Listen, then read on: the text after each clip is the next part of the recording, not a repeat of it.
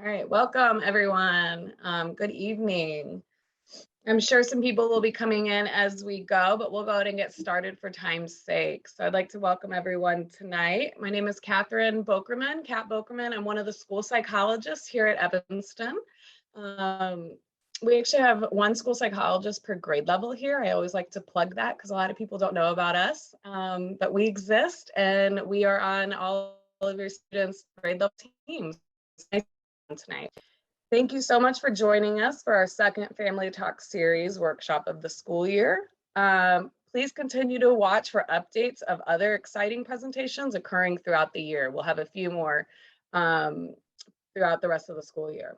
But tonight, I'm excited to welcome Maggie Schwabach as she presents Cultivating Cognitions, Mindfully Developing Students' Executive Function.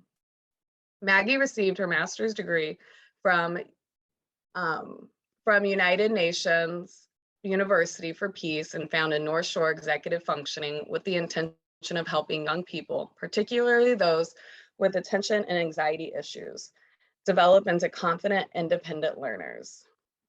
Now for a few presentation guidelines. All guests will remain muted during most of the presentation tonight. There will be built-in opportunities to ask questions at specific points throughout the presentation. We will take about 1 to 2 questions per section, depending on time. So please try to hold on to your questions until those times. At that time, you can either put it in the chat or unmute and ask your question. This presentation will be recorded, so please keep your camera off if you do not want to be recorded, and just be mindful of sharing any personal information in your questions. This presentation is scheduled to last about an hour with some extra time for questions and comments. Maggie, it's all yours. Fantastic. Thank you. And thank you everyone for joining me. I am a coach, so I usually really consider myself a facilitator of back and forth. So a presenter is something else, right? So sometimes it feels like I'm speaking into a void. I'll just trust that you're there out there in cyberspace and listening. So I'd like to start with a personal story, actually. And it's me when I was 15 years old. I grew up in Glencoe. So I grew up locally in the North Shore of Chicago, and I attended New Trier, which, like Evanston, is highly competitive. And it's a big, big school. And I was always a really good student. Academics were something that came easily to me. Part of my identity markers was something a good student. And so when I hit my sophomore year at New Trier, I was in geometry with, oh gosh, now I've forgotten his name, Dr. Baer, I think. And here I am sitting in this geometry class, and I'm completely and totally lost. I mean, completely lost. Looking at each of the problems, sitting through class, looking at the homework, I am completely overwhelmed, and I just felt like a moron. So fast forward to the end of the year, and I was one of the students that's constantly calculating. Remember, this is before Schoology and grade books where it'll calculate for you, right? I would be crunching my numbers of, am I going to get an A? Am I going to get an A? And I was right at the cusp, and I had calculated what I needed to get on the final exam. I went to the final exam. I knew I didn't ace it. I knew, I had a lot of issues. And the grade comes back, and I had an 89.4. 89.4. And I walk in, I think it's Dr. Baer. So I walk into his office, and he knows that I have been in there giving it my all, asking questions. When we talk about self-advocacy, here I am going in saying, you have sat with me, you've seen this process about how far I've come and how much I've struggled through this class. I have an 89.4. And frankly, I thought he was gonna, kind of give me the little boost that I needed. And he looked at me and he said, Maggie, a B is a fine grade. And I had one word that came to my mind. I look at him and I had one word, and it starts with an F. And that word was FAIL. Fail. I looked at him, and I don't even know if I sat there for very long. I ran out of the office. I burst into tears. I think I crumpled into a heap. I distinctly remember, and in the hallway, just sobbing. This was the end of my life. This was a beat, and it was going to go on my record. Everything that I had aspired for was over. This was the defining moment. I had failed. I was a failure. So, you know, I think that this picture is probably the better version of maybe what I looked like. I mean, I was probably a snotty mess, but there I was. I remember probably a proctor walking by, seeing me and saying, "Are you okay?" And I looked at her and I said, "I'm never going to college." That's what I said to her. "I'm never going to college. My life is over. That's it. I'm done." I tell that story because truly my life wasn't over. But the stories that we tell ourselves shape the way we perceive the world. In that moment at 15 years old, I really did believe that I was a failure and that this was the end. My place in the world had a spot, and all of a sudden the rug had been pulled out from under me. I share that because the title of today's talk is Cultivating Calm Cognitions. So I'm a certified yoga instructor. I practice and teach mindfulness. And really, as an EF coach, how I incorporate in mindset and mindfulness is so powerful. And I hope to share some of those tools and strategies with you today. And so the very first slide is about how thinking influences action. Cognition affects behavior. I imagine many of you have come to tonight's talk thinking about problematic or concerning behaviors. How can I help my child with time management, emotional regulation, task initiation? We will get there. You're in the right talk. But I do want us to recognize that cognition, mindset affects behavior. Cultivating calm cognition, mindfully developing a child's executive functions. So tonight, as Kat was saying, will be about an hour, and I've broken it down into the following parts. Introduction, just introduced myself. We'll talk about what executive functioning is. Some of you, this might be review. You may know and are well versed in what executive functioning is. For others, welcome. Welcome to the question that I'm always asked. What do you do for a living? I'm an executive functioning coach. What is that? Then we'll go into nurturing the parent-child relationship. This is key. And I imagine that there's many parents and caretakers here listening tonight. So I really want to specifically target this talk for you. Approaching anxiety, recognizing what overwhelm, stress, and anxiety look like and how they affect our ability to function. And then we'll talk about how we can support those executive functions. And I ended off with a 5-day, 5-step Kickstarter plan. So, don't maybe wait until that. Let's really try to build through the agenda, but I do want to leave you with lots of concrete tips. So what's executive functioning? What the heck is executive functioning? People ask me, do I work with executives? Do I help functioning? My answer is to think of an air traffic control tower. I think the easiest way to conceptualize what executive functioning is to think of an airport. Okay? So think of an airport with all of those runways, all of the planes. And as you can see in this picture, way up above is the air traffic control tower, surveying, looking out, seeing what's going on. All right. And you're probably going to see me point to this part of my forehead or this part of my head a couple of times tonight. Our prefrontal cortex, that area at the top, right behind what we would call in yoga the third eye, is where executive functioning happens. So that prefrontal cortex is where this air traffic control tower lives. And then the amygdala, the part of the emotional regulation center of our brain, is not right there. Why is that important?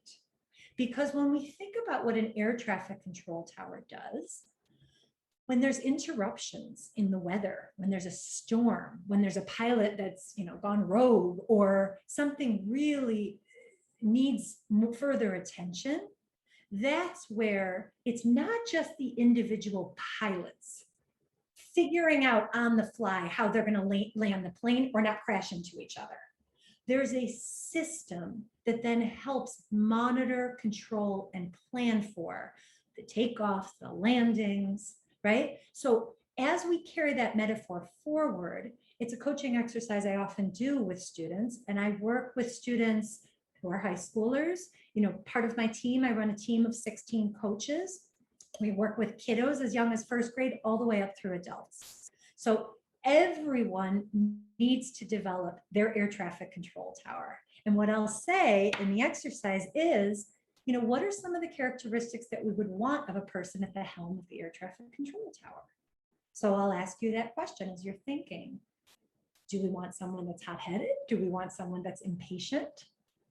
Likely not, right? Some of the key answers are someone who's calm, organized, able to think under pressure, right? These are some of the things that we can train, just like the man or woman that's at the top of that air traffic control tower doesn't walk in and go, okay, what's up here, guys? They need training, and so do our brains. So what is executive functioning? In a nutshell, it's the ability to pause and plan. Okay, so it's the air traffic control tower way up high, yes. And in a nutshell, it's the ability to pause and plan. It's got to be both. So I'll often meet well-intentioned adults, teachers, caretakers that want to go straight to the plan, right? Their child is struggling with X. What's the plan? How are we going to break this down? How are we going to color code? Unless we're recognizing the pause, then we're really missing the point. What do I mean by pause? How is that individual experiencing the issue?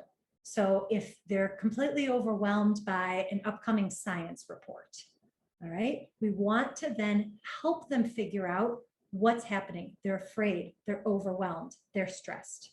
There's that pause. We have to recognize it. There's that amygdala, right, with the emotional control center part of the brain. We're figuring out, here is the pause, and we can't just live in the pause. Because if we're just supporting the pause for that person, we're also missing the point. Sweetheart, I can see you're overwhelmed. Oh gosh, this is stressful. Oh, this seems hard. We're just perpetuating a conversation that they're having of overwhelm. We need to then pause and plan. Okay, you're overwhelmed. This seems like a lot. Whew. You're 13 chapters behind and it's due on Friday. Gosh, that does sound like a lot. All right, how are we going to do this? Let's roll up our sleeves. What's our plan? So the pause and the plan come together. Don't skip over the pause, but also don't skip over the plan. If we're just going into the plan, Friday, you're 13 behind. All right, let's start to break this down. If we just do that, then they may slip into avoidance and procrastination in the pause. We need both. You're going to hear me say this a lot. Pause and plan. If there's one thing you'll walk away from this talk with, it's this. Executive functioning is the ability to pause and plan. And executive functions are skills that can be learned through routine practice. We're not born with these, we develop them. An air traffic control tower, might be born more organized or more patient, but he or she needs to develop into somebody who's able to step into that role. So the second part of today's talk, and at the end of this part, I'm going to take questions because I really do want to hear your questions. We're talking here about nurturing the parent-child relationship. So, in my years of working as a coach, I've identified 3 main student stressors. And those are the mind, the body, and the spirit. The mind is all that evolves around cognition, and for a student, academics. The body is all that revolves around hygiene, our physical self, right? How we look, how we show up in the world. And our spirit, which often is not identified as a stressor, but deserves our attention, is that question about, who am I? In this developmental stage, particularly for teenagers, where do I belong? Do I like who I am? that can be a really stressful inquiry. So mind, body, and spirit. So how do we start to approach nurturing this and recognizing that if our children feel stuck, we can provide them with support. So the first in the mind, holding space versus problem solving. If you've never heard this term, holding space, I want to introduce you to something that for me has been a complete game shifter. When our child comes to us and says, I haven't started on my college application process. And we go, what? You've been telling me that you've been meeting with your tutor for forever. And I really want to encourage us to walk into a place of active listening. Active listening. It's easy to jump into problem solving and judgment. What do you mean? I've been paying for that person. What were you thinking? All of these judgmental issues. And we come back to that pause and plan. It's easy to launch as caretakers right into the plan. And I invite you to walk into the pause. How can I hold space? That doesn't mean that we don't hold our children accountable. Holding space is not giving a free pass. It is coming to a place of co-regulation in which they've come to us for a reason, right? Usually by the teenage years, if they're not coming to us anymore, we can start to repair this idea of holding space because the connection started to fray. So with the mind in starting to approach a teenager who's really struggling, I invite you to walk with them into the pause and validate their experience. Body, acceptance and unconditional love. So Fred Rogers, one of my heroes, Mr. Rogers, a trained child psychologist, used to end Mr. Rogers' Neighborhood by saying, I love you just the way you are. Do you remember that? I love you just the way you are. It's just gold. I love you just the way you are. I want you to think about your children, or if there are teens listening tonight, can you think to yourself with firmness and with conviction, my parents love me just the way I am, no matter what shape I'm in, right? Or how I show up in the world, I am loved and I matter. Because again, when we were talking about acceptance and unconditional love, it's really not about the behaviors or about the appearance. It really is about celebrating who your child is. And when we can celebrate who they are beyond some of the issues they may be having with these different stressors, then we're in a place in which we can get to work and we can start to recognize we're not problems that need to be fixed. We show up as whole people. Development is not problem solving step by step. When we think to ourselves, I'm a problem as adults, right? I'm a problem that needs fixing. We want to reframe that into, I deserve to grow. Here's where I am right now. I'm good enough and I deserve something more. I want to explore what it's like to shift into something different. Okay, and then 3, modeling self-regulation. This is hard. I'm a mom of twins. It's hard to model self-regulation, particularly when we're triggered. So you may not want to hear this, but it's important to recognize that our kids are looking at us about this regulation, about the scale of how nervous they should be. When they come to us with a 10, right? I didn't write the junior theme. I'm sure there's a big final junior theme. Oh my God, I didn't get started on it. It's due in 24 hours, 3 days, whatever it is. If we match their 10, we're in trouble. We're collectively, child and parent, are in trouble. All right. And I'll ask audiences, when they're at a 10, where do you want to be? I mean, I led here. I show you it's a 3. Some parents will say, well, I want to be at a 1. They're at a 10, I'm at a 1. No, careful. You don't want to be at a 1. because a 1 might come across as indifference, and you're not indifferent. You're involved, right? It doesn't mean you may be triggered, but you are keeping it together and you're at a 3. So on a scale of 1 to 10, they come to you at a 10, or you show up at a 10. It's our job to self-regulate before interacting with our children to come to a place of a 3. And really importantly, we want to reinforce that resilient narrative. We want to demonstrate confidence. That doesn't mean false praise. All right. Kids have a very good BS monitor. That doesn't mean that we say, you can do this, sweetheart. No. In fact, it's detrimental often to say, you can do this, sweetheart. In my coaching practice, kids come to me and they go, I'll never do this.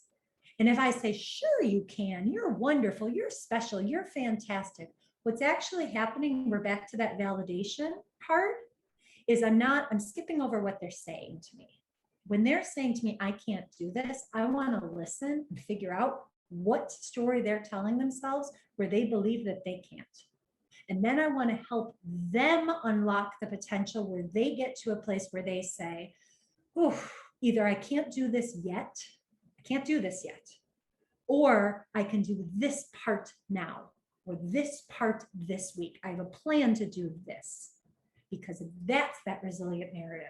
That's the part where they show up and they say, I can. All right. So if you have a piece of paper handy, I forgot to instruct Kat to ask everybody to get a piece of paper. But if you would do me the benefit of grabbing any piece of paper, it can be anything. It can be from a notebook, anything. I want to do a little activity with you, a hands-on activity. So I will start to guide you. And I'd like you, well, you don't even have to close your eyes. Usually when I'm in a crowd, I'll have you close your eyes. But if you're looking at me, I'm not going to show you. So it's like your eyes are closed. Okay. All right. For those who have a piece of paper in their hands, and please play along because it's fun and it's short. I'm going to go through a series of instructions. And as I'm saying something, just follow along. I'll say no more than that. Okay. With your piece of paper, I'd like you to fold the paper in half. Fold the paper in half. Okay. Now I'd like you to fold the paper in half again. Fold the piece of paper in half again. I'd like you now to tear off the upper right-hand corner of your paper. Tear off the upper right-hand corner of your paper. And now I'd like you to tear off the lower left-hand corner of your paper. I'd like you to tear off the lower left-hand corner of your paper. That's it. That's it. Okay. Now, I can't see your screen. So, Kat, if you could help me out, everybody could hold up. I don't know if everybody has their camera off, but if for the brave souls who may share what their piece of paper looks like. Kat, I don't know if you can see everybody. Maybe you can chime in to tell me what you're seeing, report what you're seeing. I'm seeing a lot of different looking pieces of paper right now. I see one that looks just like mine though. Do you? I see some people that are together in the same room with different sheets of looking paper. Yes, yes.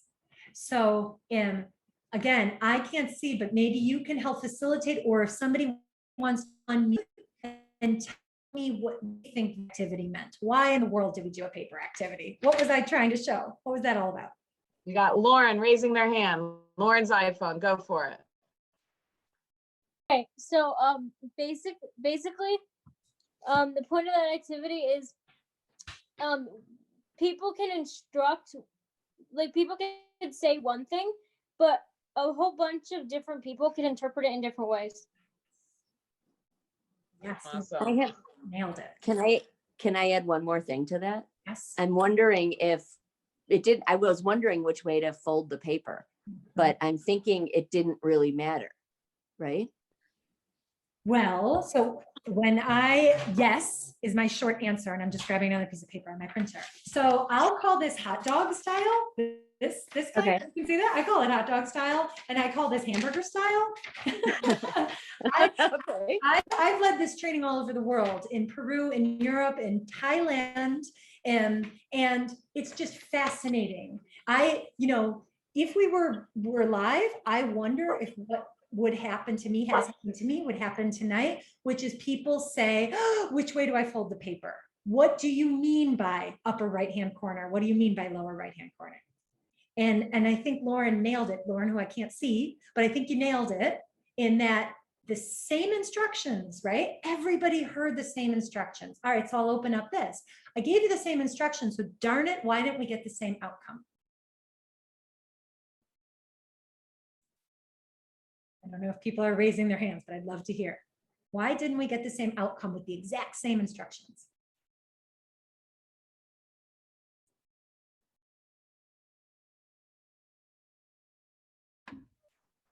Go ahead, Tim.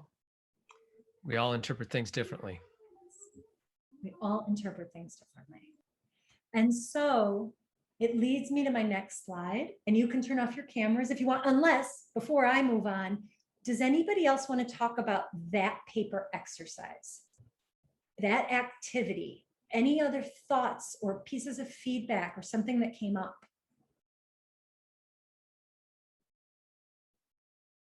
Maggie, someone in the chat said, because you didn't tell us hot dog or hamburger.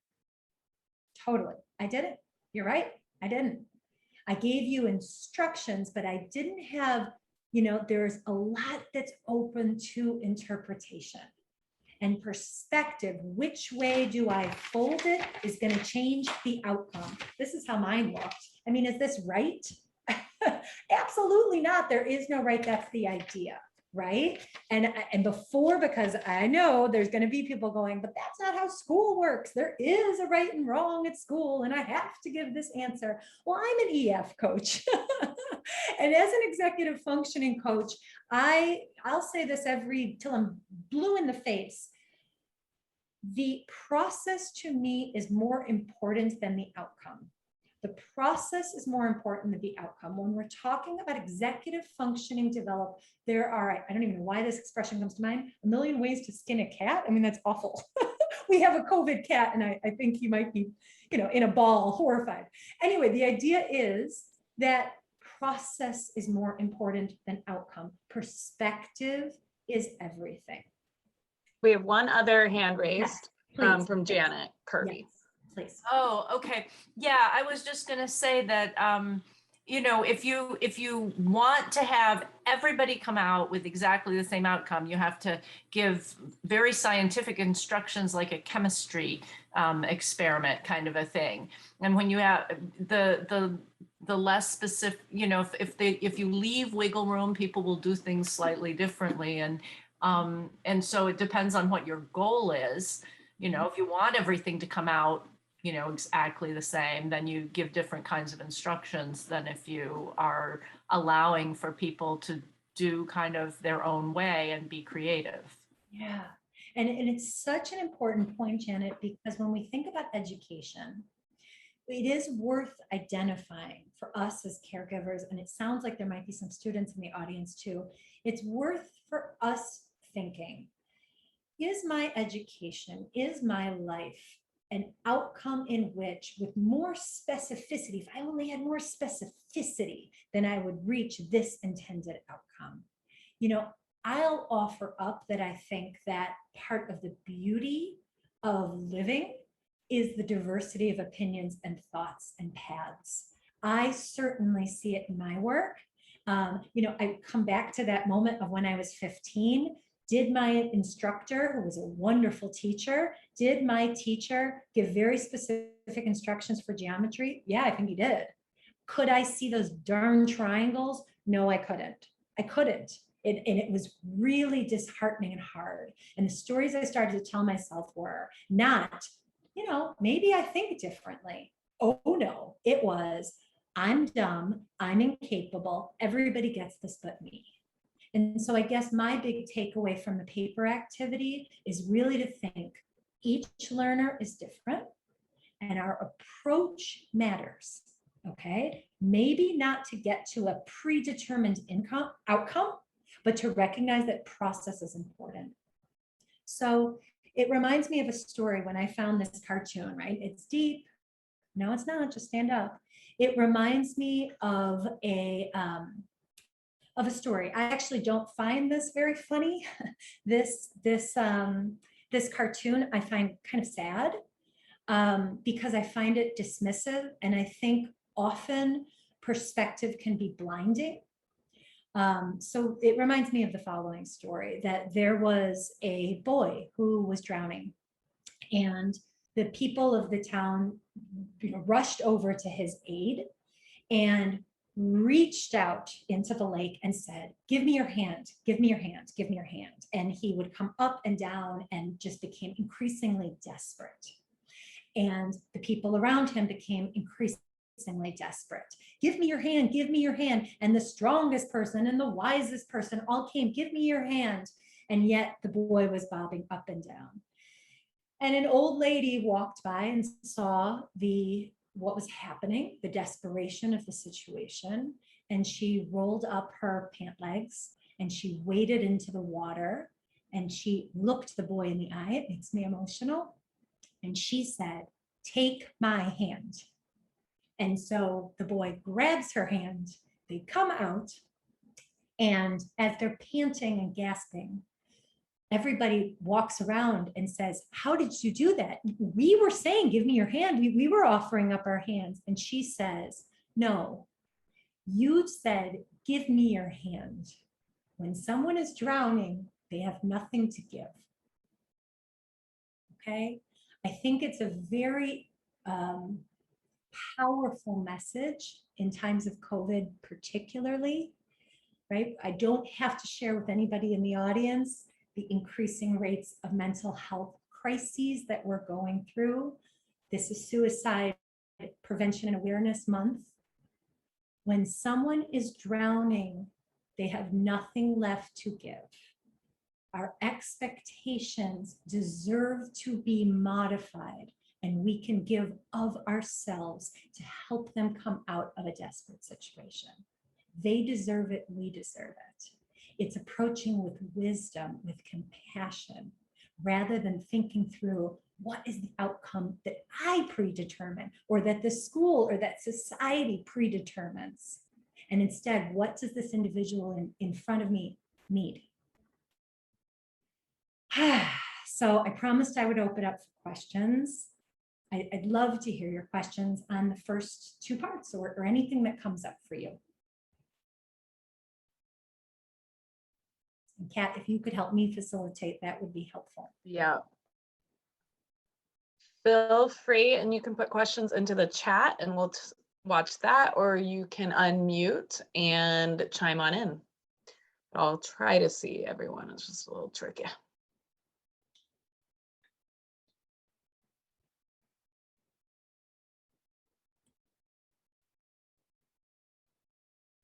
And we will have more opportunity for questions too. So if you want to keep pondering and thinking, that's okay as well. All right, we've got one in the chat. Okay. What do you do when a student starts the blaming narrative, when they blame everything on others? Oh, it's almost like you walked me into the third part of our talk.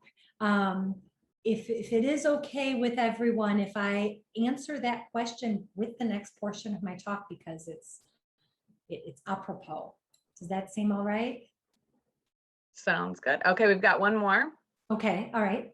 How do we support our kids when they're 100% convinced they just cannot do the work, and because they can't even attempt to make a plan? So they're just frozen before they can even try to make a plan, which I work with lots of students who feel that way. Yep, me too. Well, I'll offer up this thought, okay? We're gonna come back to that idea. What is executive functioning? It's pausing and planning. What is executive functioning? It's building that air traffic control tower. For kids that haven't yet practiced these skills, expecting them to walk in to a robust and developed executive function like planning, prioritization, scheduling, might be a bridge too far. So that doesn't mean they're not capable. It might mean what I'm hearing in that question is saying, you know, I can't, and then being in a place in which they are not executing, convincing them out of that in the moment, in the heat of the moment, is going to be really tough. When we then try to help them figure out, okay, pause and plan, which part feels overwhelming? Which part feels like you can't do? And if they're going, I don't know, because they're in a place of overwhelm, that's where we can come into our co-regulation. So some of the strategies I might use as a coach is show me. Let's have a neutral, because if we're going at kind of a war of words, it can be just very conceptual and overwhelming. So if I open up the assignment or open up, let's see what the teacher said here. You know, let's see open up, you know, the bridge to Terabithia. Let's see what chapter you're on. I don't know how to annotate. I don't know what's expected. I'm supposed to be on chapter. I don't even know what chapter I'm supposed to be on. Okay, all right, let's look. How many pages are we behind? How many pages do you anticipate that might be where your teacher wants you?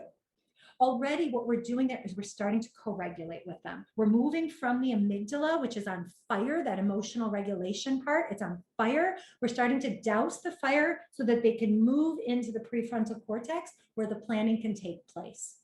When the amygdala is on fire, when they're in a state of overwhelm, think of ourselves. When I'm in a state of overwhelm, am I able to effectively plan? Likely not. So first we start to put out the fire. Walking away from it would just be sitting with them in the pause. If it's, oh, sweetheart, this is so hard. This is so overwhelming. Oh, I'm going to write your teacher that, I'm not saying that can't be a useful strategy, but we want to think through what it is that feels overwhelming, specifically help them identify it. So let's talk actually about how anxiety plays into that. So when we're talking about executive functioning, we're talking about behavioral modification. We're talking about how we're changing our patterns. And I firmly believe that begins with cultivating, there's that word again, cultivating positive narratives. All right. This is what the research shows. It shows that when we repetitively have one pattern of thinking, and this is what neuroscientists call it, so I love it. It's called sticky. We have sticky thought patterns. The more often we tell ourselves something, it becomes a default setting. So I often talk about this with teens with like iPhones, right? Their default setting, that what would happen if they needed to refurbish their phone or reset their phone and they lost all the apps and it would go back to the default setting, all right? Our brains are wired, the more they practice, what I talk about is that they're grooves. Those neural pathways are like grooves. So it's looking, our actions and our behaviors are looking for the patterns that we know. They're looking for the grooves that we already know. So if the groove is overwhelm, freeze, avoid, procrastinate, blame, it's the teacher's fault, it's the school's fault, it's whatever's the North Shore's fault, then that's going to be the default groove that we go into. So the work is to unstick the patterns. All right, this is important because for those who struggle with executive functioning dysfunction, it's often that their default pattern is negative self-talk, right? So blame and shame are often two sides of a coin.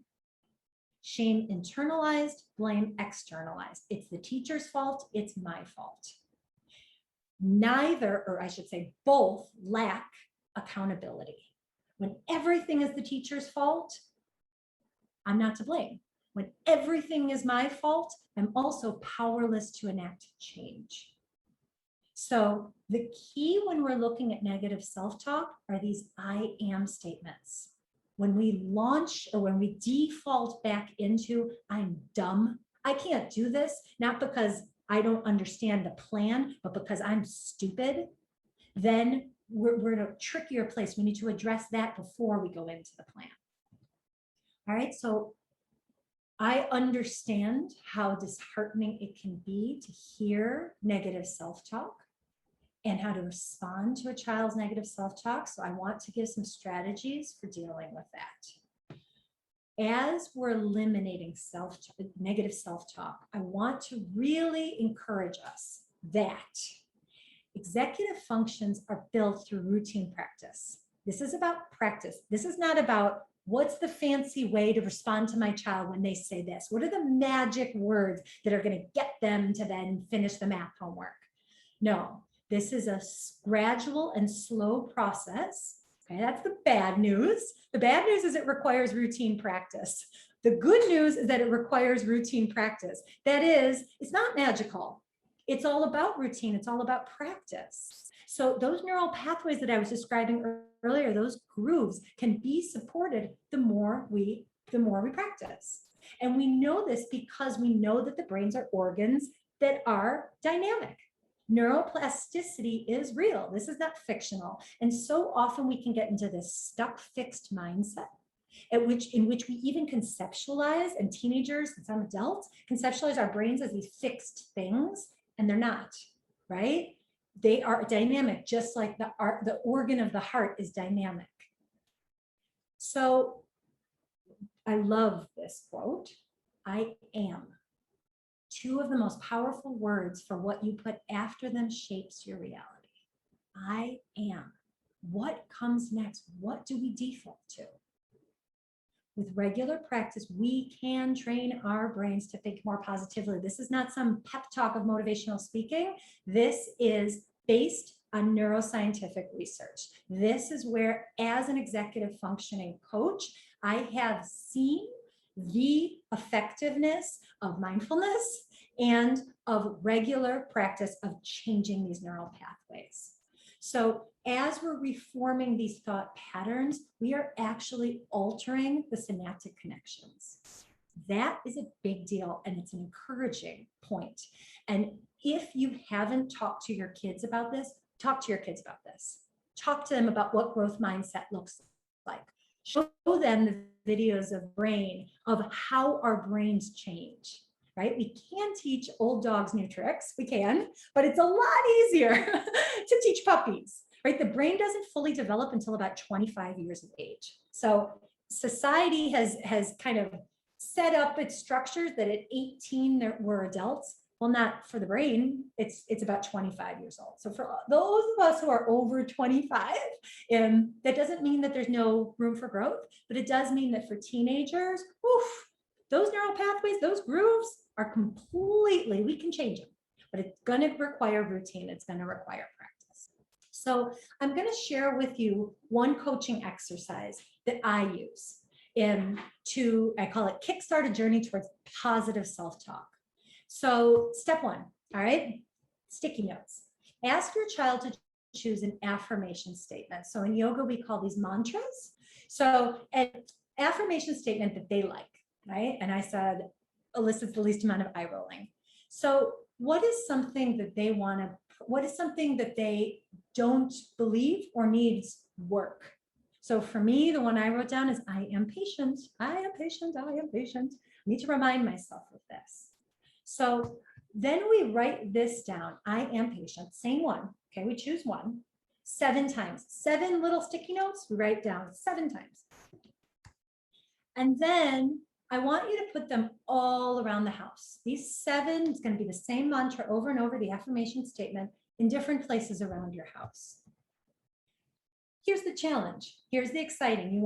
So many people ask me, I'm an EF coach. They ask me about charts, behavior charts. Here's my behavior chart for you to walk away with, okay? A 1-week challenge. You can chart it if you want, or you can just kind of gather all the sticky notes and that will be your reward when you get all 7. Can you collect all 7 notes? So no, you don't run around the house and then go collect them all, no. Day by day, at the morning or at the evening, you establish this routine.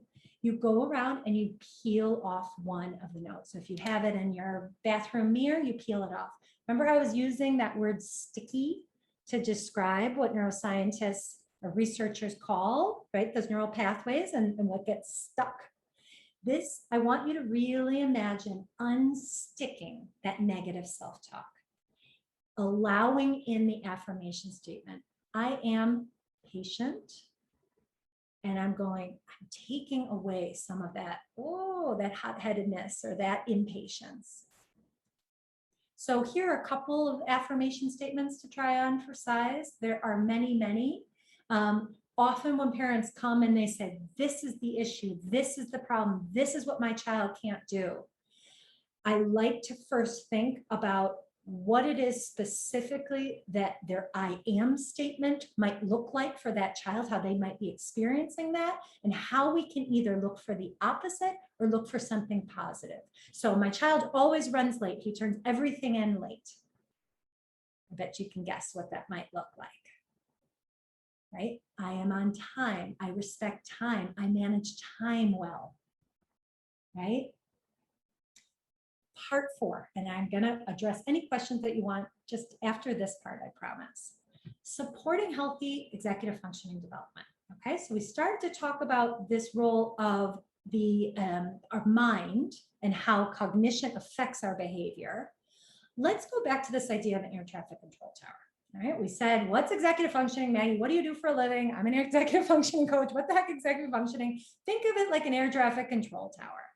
When there's weather that we need to pay attention to, when there's a storm, we trust that each of the pilots are trained to do their jobs. I mean, I do when I get in an airplane. I trust that the pilot knows what he or she is doing, what they're doing.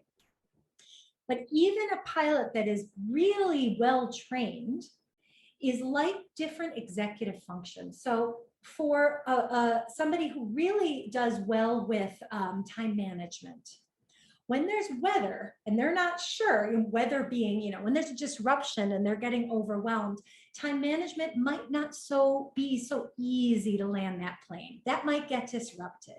That's where that prefrontal cortex comes in and says, okay, inhibitory control, okay, advanced planning, we can rely on you. So I think it's worthwhile to think through what are these different executive functions. The default that most people go to are organization, time management, planning. Most people just stop there. They think that it's those 3 things. In fact, executive functions, there's 12 to 15 executive functions depending on who you're talking to. And they can be divided into thinking and doing. But really, they do work together, and we can see how when we struggle with sustained attention, for example, it often co-occurs with a struggle with inhibitory control. Inhibitory control being our ability to stop something, right? We're going on our way to answer the door, but then all of a sudden something else distracts us. We are then requiring ourselves to say, no, I'm not going to do that because my goal was to go answer the door. Okay. Let's actually think through a framework of how to start working with a child to identify, define, and externalize the problem. That actually is the framework. So when people come and say, my child struggles with executive functioning, that doesn't mean much, frankly. It means a whole lot of different things. It means that the air traffic control tower is not yet built or it's not sturdy. So at least we're starting with something. We understand that. But then when we're training the air traffic control tower staff, we want to get a framework that's even more precise. So identify as, okay, what's the unmet expectation? You expected your child to, or they expected, even more importantly, themselves to turn everything in on time. That's something that's specific. That's what we call a SMART goal: specific, measurable, achievable, relevant, and time sensitive. All right, identify what's the unmet expectation. This is not, he's not getting good grades or she's not living. It's way too broad and too difficult to measure. All right, then we want to get even more narrow. When does it occur? When doesn't it occur? When do they really rock out on this and I'm not seeing it show up? What are the triggers? What speeds it up? What dampers it and slows it down? Are others involved?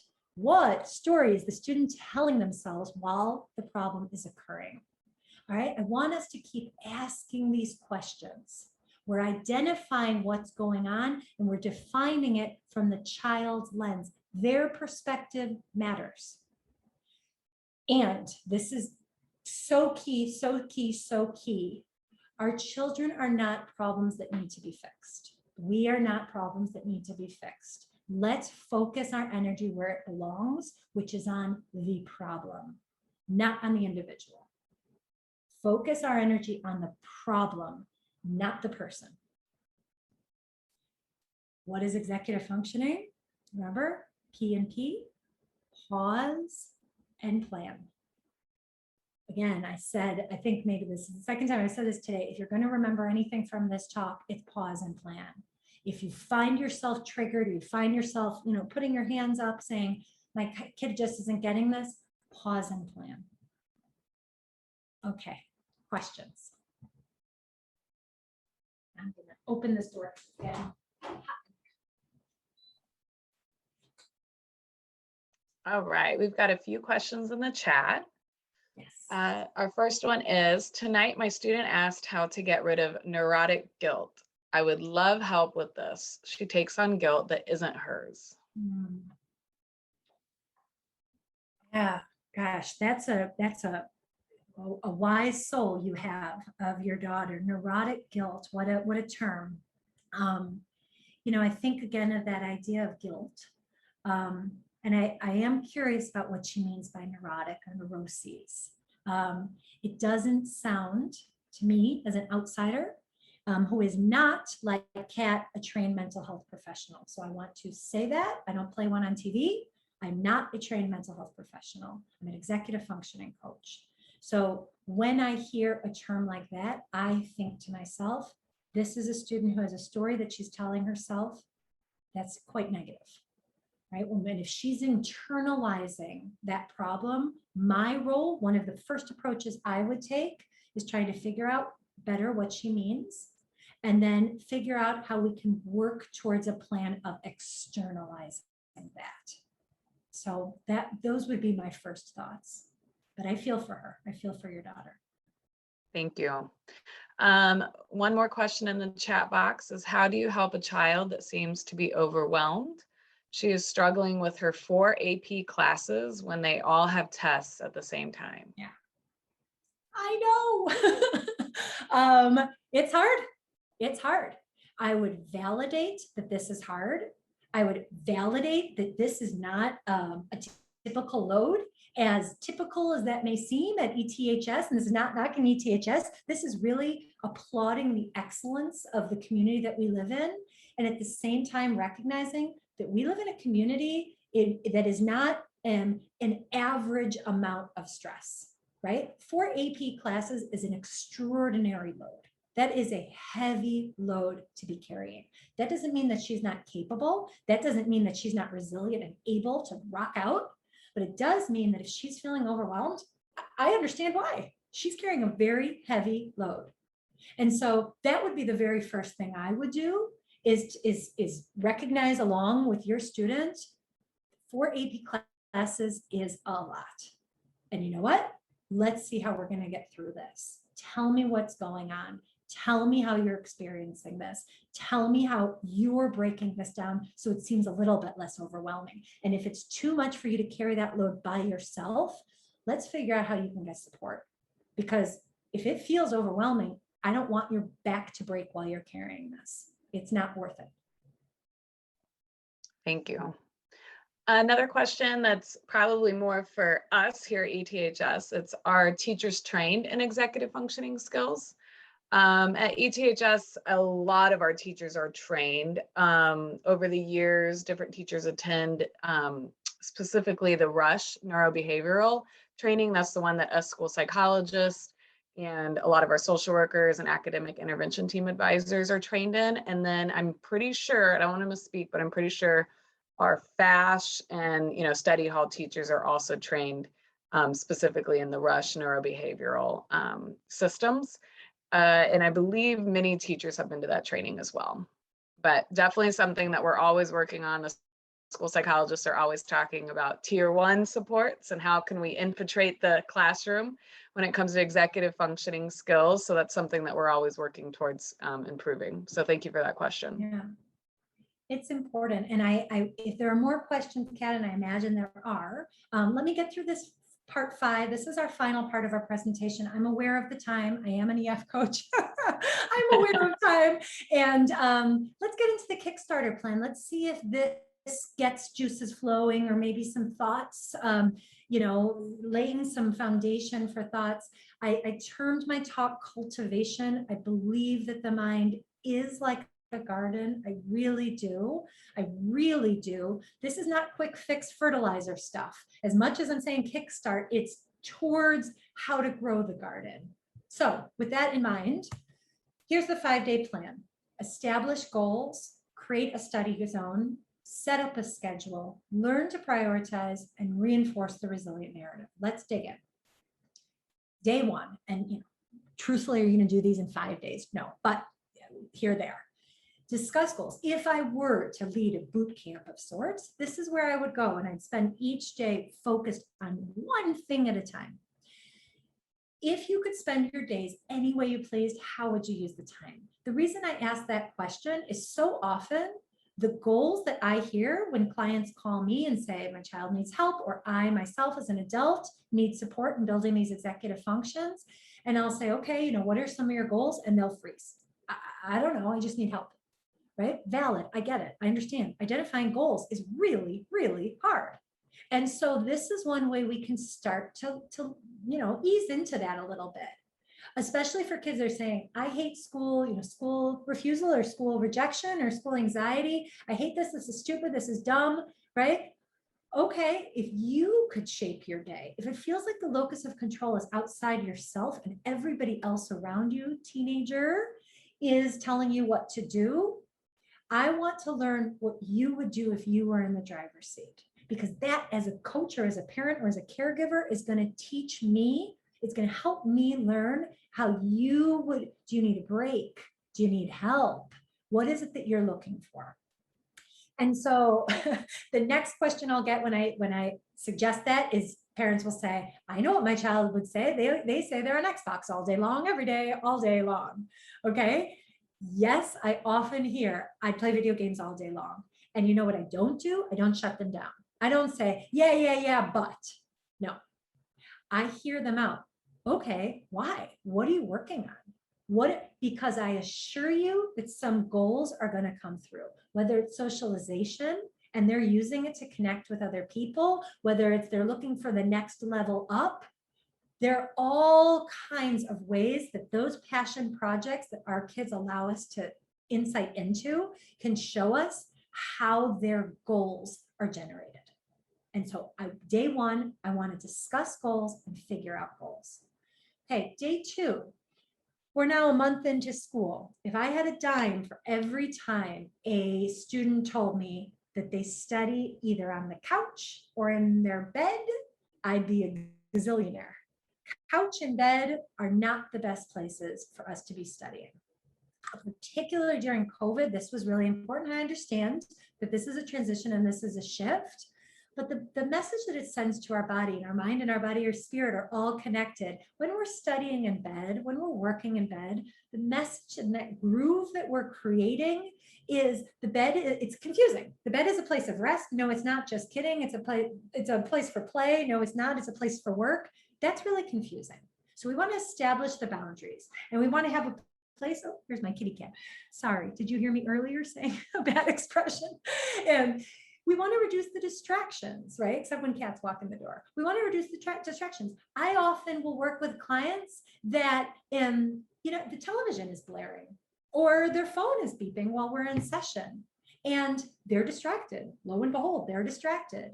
So, and they may even recognize these things are causing me distraction, but I don't know how to change them, or I've never really taken the time and intentionally carved out the space to reduce those distractions. So that would be something we should do, is to get into the zone. So for athletes or musicians, this idea of getting into the zone, like I'll use Michael Jordan as an example.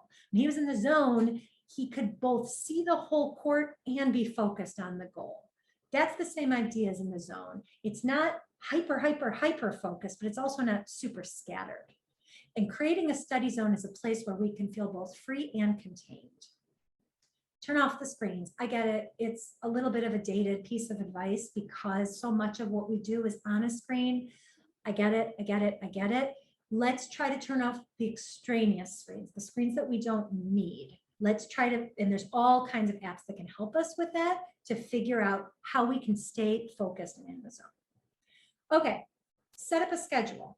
Let's not skip over this part because for children or any of us that feel overwhelmed, let's break up something that feels completely endless, like it never ends. Oh my God, I have 7 chapters to read in this novel.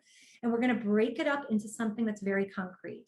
So a timer, I don't have one here to show you, but the dollar store is my favorite place to get just a tiny, all of the students and clients that work with me know these, they're obnoxious, they're little, they cost $1 and they, it's not using the phone.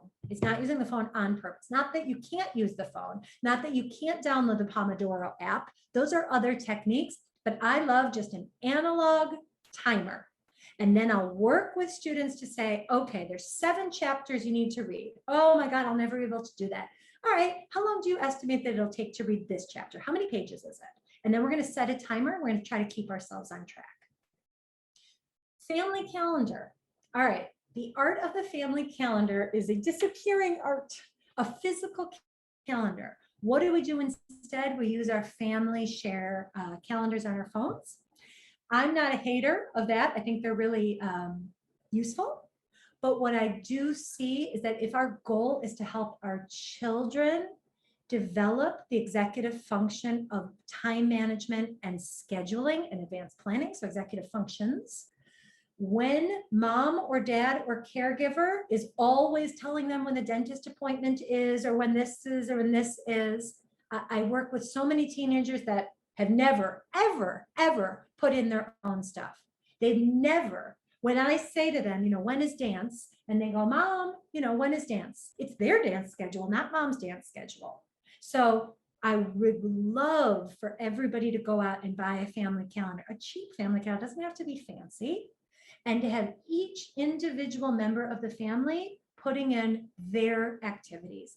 And this is where I said, pro tip, put in some fun activities. Doesn't have to be all non-preferred tasks. It can be ice cream. It can be movie night. It can be a trip to Great America, which is like my personal, no thank you. But for my kids, I know that was one of the first things they put in over the summer. We want to recognize that scheduling does not have to be just an assignment notebook. But here's the cool thing, assignment notebooks are schedules, right? We don't have to like hate on assignment notebooks because really it's just an organizational tool. And then set expectations with specific times. This is another thing that I think parents don't, this is an underutilized tool.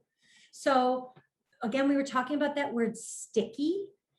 Unusual times are sticky. The reason I put 6:37, I'm going to start dinner, it'll be ready at 6:37 instead of 6:30 or 7 is because it's easy to forget those things, right? Notice my specificity. If you start your math homework now, we can look over problems 1 through 8 at dinner time, right? I'm helping model for them what it looks like to contain some of the work, not do your homework and then we'll you know, by dinner.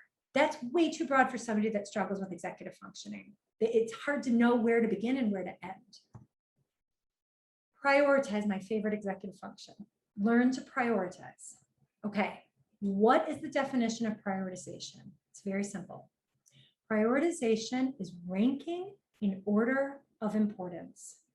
Prioritization is ranking in order of importance. 1, 2, 3, 4, 5. 6, 7, 8, 5,000, right? We can have a million things. So when I said play the prioritization game, this is another EF coaching exercise. I'll actually talk through with my students, including clients that are adult clients, what I have to do that afternoon. Do I have to go get gas? I have to cook. I have to pick my kid up from karate. You know, I'll list a bunch of things just in random order. I call it brain dump, a bunch of different things. And then I have them help me go through the exercise of literally writing down 1, 2, 3, 4, 5. What would you do for a second, third? Some people turn to me and are deer in the headlights. I don't even know where to begin. They're looking for me to help prioritize for them because they haven't practiced this skill. And they're asking questions. They'll get tripped up on questions like, well, I know you have to fill gas, but I mean, how full is your gas tank? And I'll go, that's a fantastic question. That's going to help me learn where to prioritize. If I'm running on fumes versus if I have 3/4 of a tank, it's gonna shift, right? Where my ranking lies. So this can be a fun activity. This can be sometimes sort of silly activity, but the more we practice this out loud, the better. The other part, and this is why I say it's my favorite executive function, is that prioritization means letting go. And I know that's really hard for a lot of people. When we list all the things that we need to do, we cannot do all of them. I mean, unless we have something that's more contained. We have to get comfortable with the fact that some things are lower on the list. Everything is not of equal importance. That is a recipe for anxiety. When it feels like we don't have enough time and everything's of equal importance and we don't know where to begin, that's where many people will avoid and procrastinate. So instead, we flip it from, oh my gosh, to I've got a plan, just by listing out. And then we revisit these affirmations. I am capable, I am patient, I am strong, I am resilient. And the final and the fifth, I'm aware of our time, is to really reinforce when things are going right. We forget this sometimes. Kids or ourselves do things right. We go to the gym 3 days out of 7 and we only focus on the 4 days we didn't go. Let's really focus on what we did right. So here's some specific language that I might offer up. Laying out your clothes the night before helped your morning routine go more smoothly, right? That's a strategy that was then implemented. Look at you, you're coming up with great ways to make this morning routine easier. Your time management, I can really see an improvement. I don't care if we still get out the door 5 minutes late. It means that there's incremental progress. So be patient with yourself above all. Please be patient. Let's show some compassion and some self-compassion. These habits take time to form. This is not instant fix. This is cultivation. And we're going to focus on the process rather than the outcome. The outcome will come, just like when we're planting a garden. If we're just hovering over it saying, when is it going to sprout? When is it sprout? We're going to miss it, or we're going to overwater it or whatever, right? We need to step back a little bit and trust that we're doing the work, and we need to do the work, and also recognize that once we've done the work, we can step back and some of these executive functions will begin to independently form. They're going to develop. So calm parents cultivate calm cognitions. I know this is a period of stress. I know that you've come today's talk probably with a lot of issues that feel really sticky and really hard. I'm not telling you ignore them, walk away, everything will be fine. I'm not. That would be liar, liar, pants on fire. I am saying let's approach with compassion and with calm, recognizing that incremental growth and process-based growth is where the real success will form. So thank you. And I'll open it up to questions.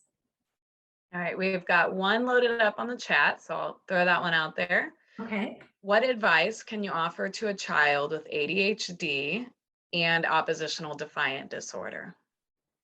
Oh, okay. Well, let's see. What advice? I guess my first thing I would ask is for more specificity. Yes. I mean, what Mary Ann, you can feel free and chime in if you would like. And I'll just say this, Kat, while the original poster is thinking through, diagnoses are not definitions of our person. We are born whole. Diagnostic criteria and what comes then after, it's not I am ADHD. It's I am Maggie, I have ADHD. And so I think that might be my answer to that question.